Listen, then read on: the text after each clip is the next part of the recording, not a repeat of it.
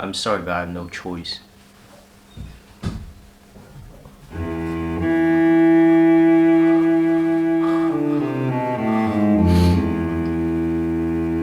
It doesn't matter how great you are at your job. It doesn't matter how much you have achieved in the past. It doesn't matter how close you are with your boss.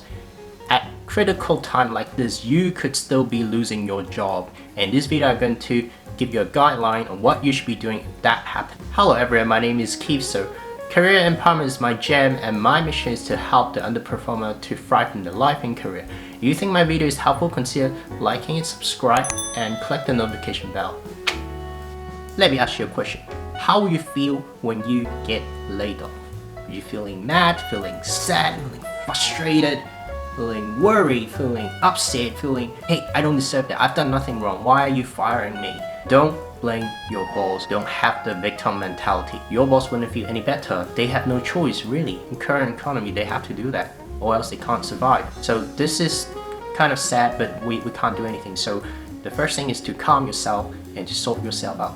Not only you can make better decisions with a stable mindset, and another thing is you need to set yourself as an example. If you are a father or mother, just think about it. How would your children feel if they see you being like mad and upset and crying all the time? It's just not a good image, right? So that's why you really should take a deep breath and stay calm. Okay, you can come up with a game plan after this. So the second step, of course, is to sort out your finance. The biggest problem of losing your job is you have a significant hit in your household income. So there are a couple of things you should be checking. First is to check how much of impact you lose your job. So if you have a spouse that are also working and unfortunately didn't lose his or her job, then you could probably last longer. You have more room to breathe. Another thing is you want to see how much emergency fund you have currently right now. So if you have been saving up like 3 or 6 months of emergency fund, that of course is not too bad. And if you haven't been saving, then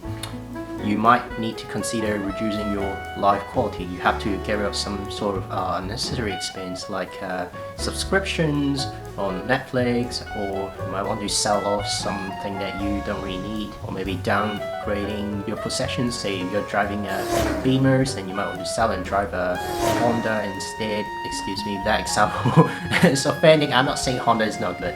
Yeah, that's what I mean. Definitely you should budget a lot wisely because your income has taken a major hit. Don't forget you can also seek for external assistance. So for instance, you can apply for employment benefit because many countries offer that, because everyone is applying for this, so there's no shame in applying government subsidies or anything like that. And another thing is if you have problem paying your mortgage, you might want to contact your bank and see if you can arrange for a mortgage deferral. Check with your bank, see if there are any options for you to defer the mortgage payment or maybe just pay interest only. So this is very important because that could take up a big part of your monthly expense. So if you can defer it for the time being, that would be very helpful.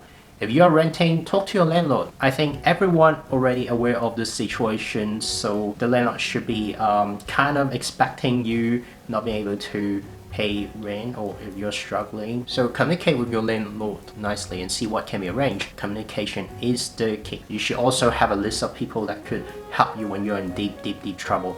Look, I don't recommend this method because I don't like to borrow money from others, but if you really need to make ends meet, then you really have no choice. So they could be struggling as well. They could be having difficulties in finance too. So if you happen to borrow any money from them, definitely make sure to pay them back once everything is over. Once you have an idea how you spend your budget, it's time for you to plan your next move. It's definitely not a good idea to stay in your room and play video games and do nothing and wait till the pandemic is over. It's not a good idea. You want to make the most of it, right? Because you have a lot more spare time. There are 2 routes you could be heading for. One is get back to the job market as soon as possible, and second is to start your own side hustle or create your own business. So you might have problem deciding which route you should be going for. You might feel overwhelmed, you might be unsure. There are 2 things you can really do, and after you're doing these 2 things, then you should be able to tell what you're gonna do next. So first, you should have self-talk. You should ask yourself, hey, what are my passion? What do I really like? and what are my strengths, what am I really good at, what's my calling, what's my purpose. So you have an idea what you really want, then you go with that directions, right? And the second step is you need to talk to your immediate family. So I'm talking about you should talk to your wife, your husband, or maybe your children as well. For instance, it's hard to start a business. It's not an easy decision. I'm pretty sure many people didn't think of these options until this thing happened. You need their support. Once you get these two sorted, you know what to do next. If you decide to go back to the job market, well, the thing is, if you lose your job, then chances are your current industry is not doing well. Say if you are working in the hospitality, you are definitely not getting another hospitality job most likely, because there's no one going to cafe or restaurants right now. So you have to change your industry. You need to switch field. So you should know what your transferable skills you have, and then you apply to a company that's hiring.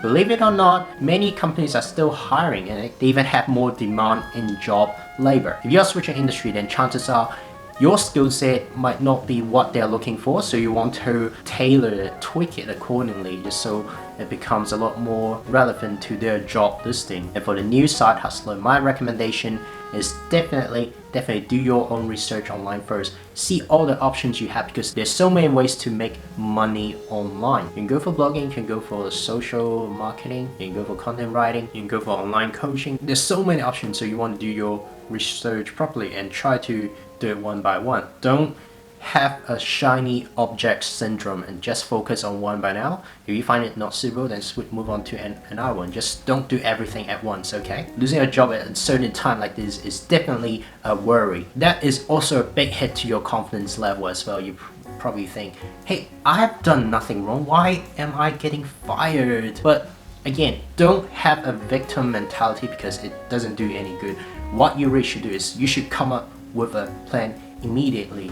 That is what it matters. If you are blaming others, blaming yourself, then it doesn't help at all. You really should come up with a plan right away. To summarize, there are just 3 things you need to do. First is to stay calm. Second is sort out your budget.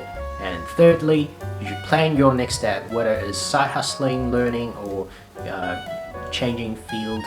Your call, your decision. But if you follow my advice, then you should be able to come up with a solid, proper plan. We can do this. Stay strong, stay safe, and stay home. At the time for this video, I see a lot of countries, their coronavirus cases are peaked already, so that means perhaps it'll be over very soon. I hope this video is helpful for you.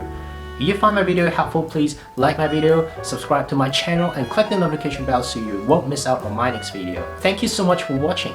Comment below, tell me what you want to know, and I will do it in my next video. That's pretty much it. Until next time.